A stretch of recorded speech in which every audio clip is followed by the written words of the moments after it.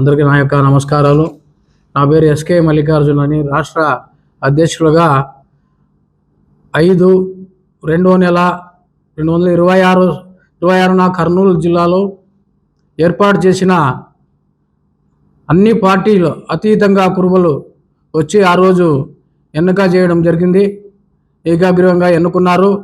అందులో మంత్రి గారు కావచ్చు, తర్వాత బీజేపీ నాయకులు రాజేష్ గారు, సిపిఐ జగదీష్ గారు, ఎంపీ గారు నాగరాజు గారు, కురుబ కార్పొరేషన్ చైర్మన్ గారు శశికళ గారు, రాగే పరశురామ్ గారు, అదేవిధంగా శివబాల గారు, ఇట్లా అనేక మంది పార్టీల అతీతంగా ఆ రోజు వచ్చి ఏకాగ్రీవంగా ఎన్నిక చేయడం జరిగింది.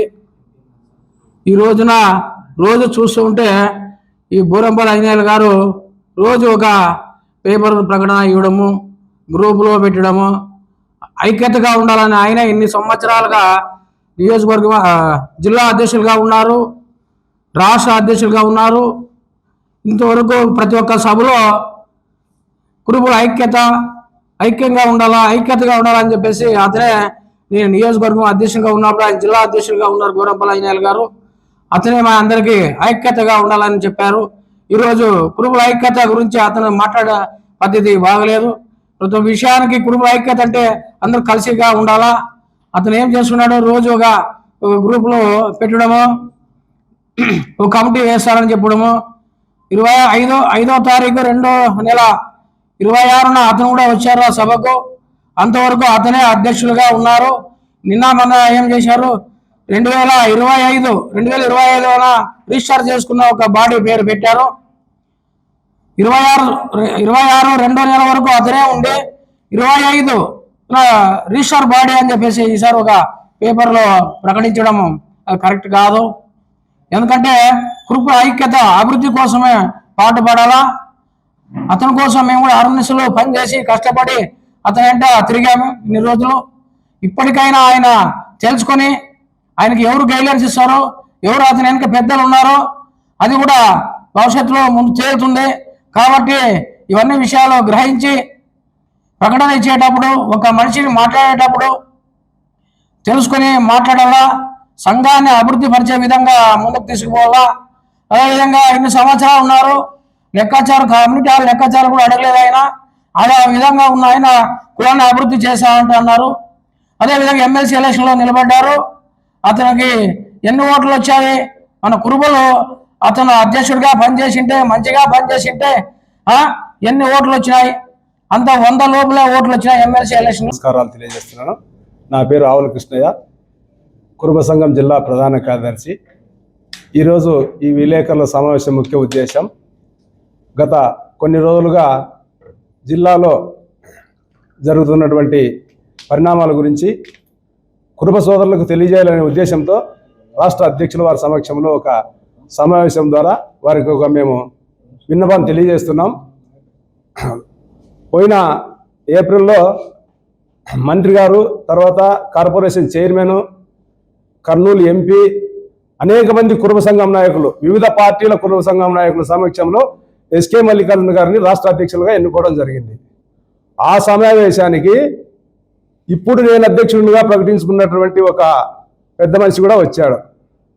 అయ్యా, నాకు ఒక పదవి ఇవ్వండి, నేను కూడా సంఘంలో పనిచేస్తానన్నాడు. సరే, మీ సలహాలు సూచనలు ఇవ్వండి, మీరు సంఘానికి కూడా మీ సేవలు అవసరము, ఈ సలహాలు అవసరము, సూచనలు అవసరం అని చెప్పి సవితమ్మ గారు కూడా ఆయనకి చెప్పడం జరిగింది. మరి ఆయనకి ఏమి ఆలోచన వచ్చిందో ఏం లేదు. గత కొన్ని రోజులుగా అక్కడ ఒక సమావేశం ఏర్పాటు చేస్తాను, ఇక్కడ ఒక సమావేశం ఏర్పాటు చేస్తాను, ఎవరో ఒక 10 మందిని పట్టుకోవడము, ఆడొక సంఘాన్ని ఏర్పాటు చేయడం, ఇంకో సంఘాన్ని ఏర్పాటు చేయడం, ఇవన్నీ మంచి పద్ధతి కాదు. నీకు సంఘంలో ఏమన్నా నీకు కానీ ఇంకా మిగతా కురుబలకు కానీ, ఎస్కే మల్లికార్జున గారు కానీ, సవితమ్మ గారు కానీ, సంఘంలో ఉన్నటువంటి నాయకులు నీకు ఏమన్నా అన్యాయం జరిగిందో, లేదంటే కురుబలకు ఎవరైనా దోచుకొని ఏమైనా మేము అన్యాయం చేసింటే నువ్వు నిలదీసే హక్కు నీకుంది.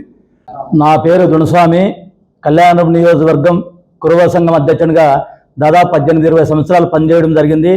ఈరోజు రాష్ట్ర కమిటీలో కూడా కీలకమైన పదవి నాకుంది. అందుకోసమని నేను దాదాపు బుల్లేల స్నానం ఉన్నప్పటి నుంచి కూడా ఈ సంఘంలో, జిల్లా సంఘంలో పనిచేయడం జరిగింది. ఆ రోజు నుంచి ఇప్పటికి కూడా ఒకటే సంఘం, ఒకటే మాట, ఒకటే బాట అని దాంతో వినాదంతో కురువ సంఘం ముందుకు నడవడం జరిగింది. తర్వాత కూడా మేము ఎందుకంటే ఆ రోజు హనుమంతప్ప కావచ్చు, నరసింహారెడ్డి కావచ్చు, మన వెంకటస్వామి సార్ కావచ్చు, వాళ్ళందరినీ కూడా వేదిక పైనకి రెట్లు పట్టుకొని ఎక్కించేటోళ్ళు మేము. ఎందుకంటే వాళ్ళు మా పెద్దోళ్ళు, కురువ మహాసభకి బీసీల లాంటి వాళ్ళని మేము గౌరవం ఇచ్చి మా కులాన్ని ముందుకు నడిపేయడం జరిగింది. ఆ రోజు నుంచి కూడా ఎవరు పావురేవులకి ఇష్ట బుల్లేల ఉన్నప్పటికీ కూడా సగం మంది ఇంట్రెస్ట్ గా ఉండేవాళ్ళు వచ్చి వాళ్ళు ఏదో 5 మందో 10 మందో ఎన్నిక చేస్తే వాళ్ళ అడుగుదారుల్లో మేము నడవడం జరిగింది. సింగనమల నియోజకవర్గ కురువ సంఘం అధ్యక్షుడు. ఈరోజు జిల్లాలో కురువ సంఘం గురించి మా పెద్దలందరూ కూడా చెప్పినారు. మరి జిల్లాలో జరుగుతున్నటువంటి కొంతమంది కురువ కులస్తులు మా బంధువులు, మా మిత్రులే అంతాను.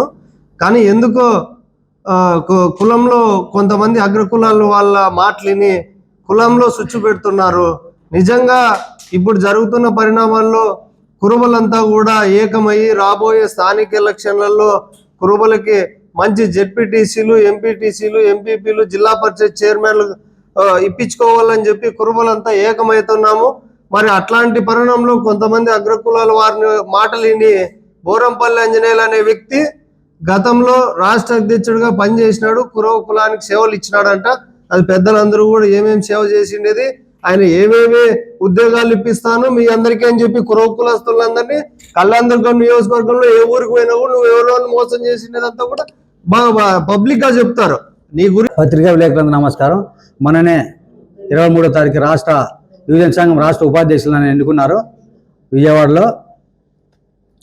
మొన్న జరిగినటువంటి ఏప్రిల్ 5వ తారీఖున రాష్ట్ర అధ్యక్షులుగా ఎస్కే మల్లికార్జున ఎన్నుకున్నారు. అదే దొనసామ రాష్ట్ర ప్రధాన కార్యదర్శిగా, గౌరరామకృష్ణ ఉపాధ్యక్షులుగా, మొత్తం ఉమ్మడి జిల్లాల్లో ఉన్నటువంటి 3 జిల్లాలో మేజర్గా మేమే కురబలు ఎక్కువగా ఉన్నాము.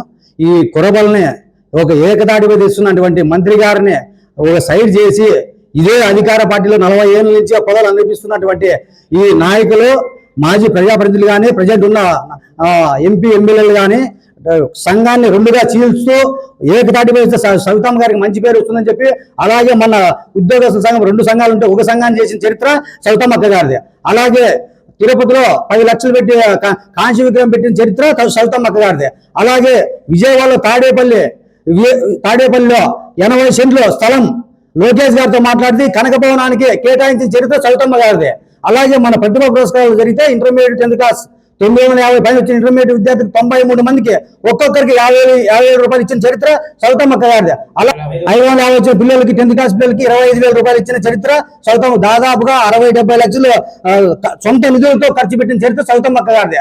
అలాగే మాలాంటి వాళ్ళు ఎంతో మంది ఉపాధి కూడా సవితమ్మ అక్క గారు. ఎక్కడ మీరు కులాన్ని ఉపయోగించుకొని 40 ఏళ్ళు ప్రజాప్రతినిధులుగా ఉంటూ ఓ సంఘాన్ని ఒక తాటిపై తేకోకుండా డైవర్ట్ చేసి ఏదో పోతుంటే జోకర్ నాయలకి సపోర్ట్ చేస్తూ వాళ్ళకి మీరు 10 మంది తీసిపోయి ఆకాంక్షలో కంపెనీ చేయండి, ఈ జిల్లాలో కంపెనీ చేయండి, ఆ రాష్ట్రంలో ఒక చేయండి అని చెప్పుకుంటూ పోతూ మీ చరిత్రను తెలుసుకోండి.